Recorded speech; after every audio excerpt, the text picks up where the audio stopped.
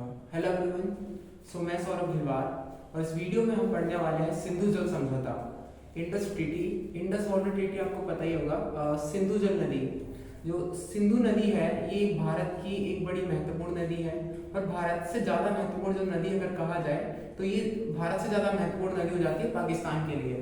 Even lifeline Pakistan की यही नदी है, क्योंकि सबसे बड़ी नदी जो बहने वाली नदी है पाकिस्तान के अंदर वो यही नदी है। और बाकी जो भी नदियां हैं वो सभी की सभी, ज़्यादातर जितनी भी नदियां हैं वो सभी की सभी नदियां इसकी सहायक नदियां हैं, यानी इसी की ट्रिब्यूटरी हैं। तो सिंधु नदी एक ऐसी नदी है जिसका ओरिजिन तिब्बत से होकर भारत में आती है और भारत में होने जाने के बाद, भारत से निकलने के बाद ये पाकिस्तान में जाती है। तो जब भी कोई नदी एक देश से लेकर दूसरे देश में जाती है तो एक बड़ी नॉर्मल सी बात है कि वहाँ विवाद, डिस्प्यूट होना बहुत नॉर्मल सी बात है। तो यहाँ पर विवाद है, सिंधु जल नदी विवाद, और इसको लेकर एक समझौता भी किया गया है कि विवाद है तो भाई समझौता करना ही पड़ेगा, अन्यथा युद्ध पर युद्ध तो होते ही रहेंगे। तो अब इसके लिए हमने क्या किया है कि हम सिंधु जल समझौता हमने पढ़ा है कि सिंधु जल समझौता होता क्या है, अब इसके बारे में बताएंगे। तो सिंधु जल समझौता कब हुआ था? 1960 में।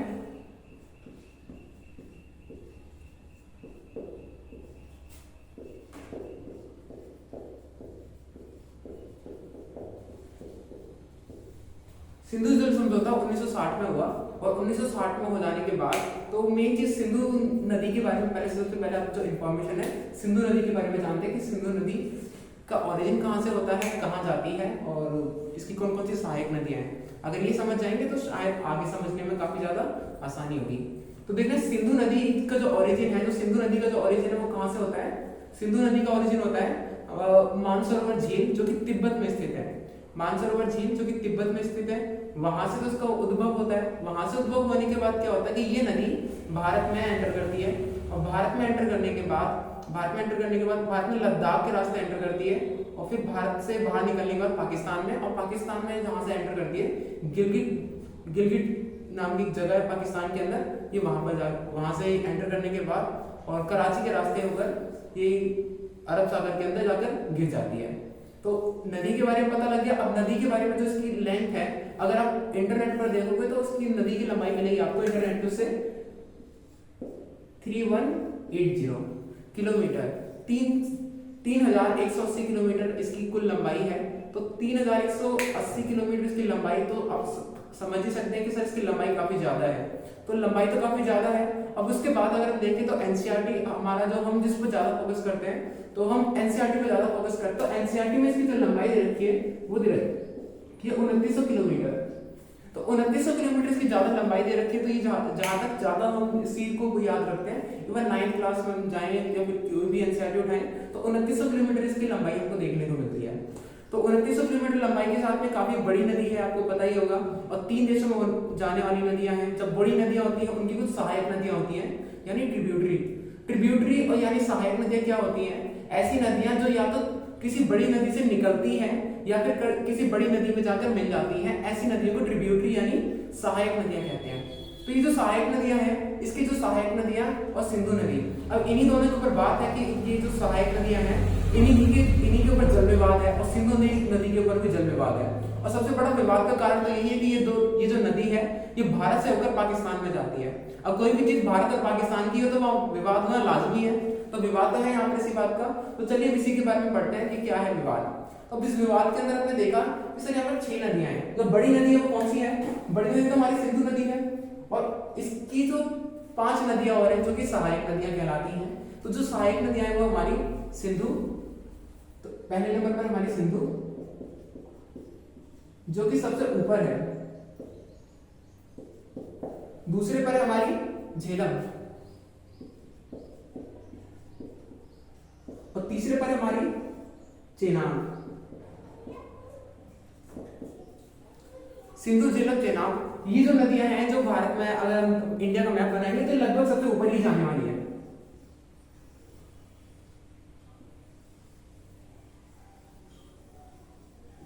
अगर सपोज करिए भारत का मैप है तो जो सबसे ऊपर की जो नदियां हैं ना, सबसे ऊपर की नदियों की अगर बात करें तो सिंधु आती है, झेलम आती है और चेनाब आती है। तो ये जो नदियां हैं ये उत्तरी नदियां हैं और इनको बोला गया कि सर ये 3 नदियां हैं और बाकी इसके बाद जो बची 3 नदियां हैं उनको वो दक्षिण की तरफ है, नीचे की तरफ है। तो उसके अंदर कौन कौन सी नदियां आती हैं? उसके अंदर आती है रावी, व्यास और सतलुज। रावी, व्यास और सतलुज, कुछ ये 3 नदियां और हैं। अब इनके ऊपर जो विवाद है ना, मेन सारा विवाद यही पर है कि सर कि कौन कितना पानी इस्तेमाल करे। अब मेन चीज तो ये कौन कितना पानी इस्तेमाल करे, तो विवाद अब इसी को लेकर समझौता है, क्योंकि दोनों देश आपस में लड़ सकते हैं कि पाकिस्तान हमसे लड़े कि हम पाकिस्तान को कम पानी देते हैं, और हम जाकर चाइना से लड़े कि भाई आप हमको कम पानी देते हैं। तो विवाद तो होने यहाँ पर लाजमी है, तो इसको लेकर समझौता होना बड़ा जरूरी था। तो इसको लेकर जो समझौता हुआ वो हुआ हमारा 1960 में। 1960 में सिंधु जल समझौता कब हुआ था? 1960 के अंदर सिंधु जल समझौता हुआ। और सिंधु जल समझौता जो हुआ हमारा, तो इसको हम देखते हैं कि भाई सिंधु जल समझौता जो 1960 में हुआ, ये भारत के प्रधानमंत्री पंडित जवाहरलाल नेहरू और पाकिस्तान के जो राष्ट्रपति थे उस समय के अयूब खान, इनके बीच में हुआ था।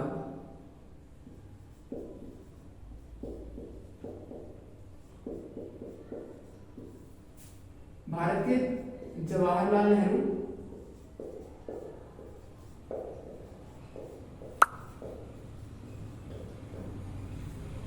और पाकिस्तान के राष्ट्रपति थे अयूब खान, जनरल अयूब खान।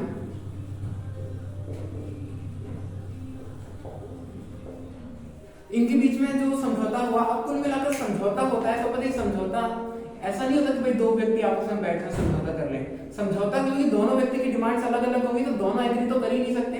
यहाँ पर हमें तीसरे व्यक्ति की जरूरत होती है। जो तीसरा व्यक्ति था, जो तीसरा संस्था थी, वो थी हमारी विश्व बैंक यानी वर्ल्ड बैंक के नाम से इसको जानते हैं। तो वर्ल्ड बैंक ने 1960 में भारत और पाकिस्तान के बीच में जो सिंधु जल समझौता करवाया, जिसमें समझौते में हुआ क्या, अब मेन चीज वही है, यही है मेन चीज के अंदर कि जो 3 नदियां हैं, ऊपर की 3 नदियां सिंधु, झेलम और चेनाब, अगर हम बात करें ऊपर आती है सारी नदियां, तो ध्यान रखिएगा ये जितनी भी नदियां हैं सारी नदियां ऊपर आती है।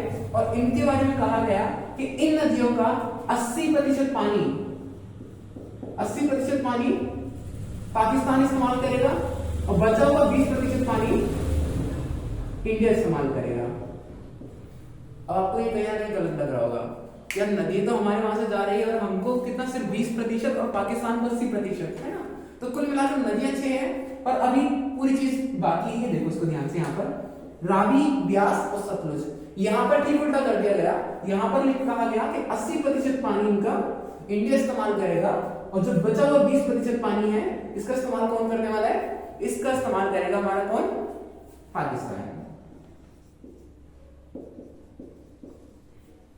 तो 80% पानी इंडिया इस्तेमाल करेगा और 20% पानी पाकिस्तान इस्तेमाल करेगा। तो जहां तक है कहीं ना कहीं बात बराबर ही है, परंतु विवाद कहां से उत्पन्न होता है? विवाद उत्पन्न होता है कि वर्तमान समय, यदि कुछ समय पहले की बात की जाए तो पाकिस्तान को कहीं ना कहीं लेकर अभी भी इसको लेकर आशंका ये है कि जो हम लोग क्या कर रहे हैं, इस विवाद के अंदर एक बात और कही गई थी कि इन 3 नदियों का जो पानी है, इन नदियों के पानी के ऊपर भारत वहां के जो लोकल लोग हैं, जो वहां के निवासी हैं, स्थानीय निवासी हैं, उनके लिए बिजली उत्पादन कर सकता है।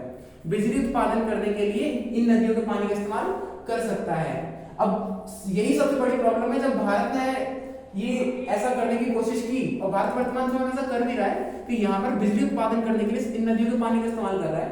तो अब यहाँ पर क्या है कि यहीं पर पाकिस्तान को यही इसी बात की प्रॉब्लम है कि भाई कि भारत को ऐसा नहीं करना चाहिए क्योंकि इसका 80% पानी हमारा है। परंतु विश्व बैंक ने जो समझौता करवाया, सिंधु जल समझौता, उसमें ये बात साफ साफ है कि भारत बिजली बनाने के लिए, वहां के लोगों के लिए बिजली बनाने के लिए, तो बिजली का उत्पादन करने के लिए इस नदी के पानी का इस्तेमाल कर सकता है। तो यही सारी समस्या है। अब वर्तमान में क्या होता है कि भारत और पाकिस्तान के बीच में ज्यादा मतभेद हो गए हैं। अब मतभेद हो जाने के कारण क्या होता है कि इन दोनों के बीच में जो समझौता चल रहा है, ये जो सिंधु जल समझौता जो 1960 में हुआ और ये आगे तक काफी चलता आया, तो भारत ने इस समझौते को अब मानने से इनकार कर दिया है क्योंकि पाकिस्तान बीच में अपने मतभेद यहाँ से क्रिएट जानबूझकर करता रहता है। तो इसलिए भारत ने पुलवामा अटैक के बाद इस सिंधु जल समझौता को मानने से इनकार कर दिया है। तो उम्मीद है कि वीडियो आपको पसंद आई होगी। अगर वीडियो पसंद आई तो please like the video, subscribe the channel.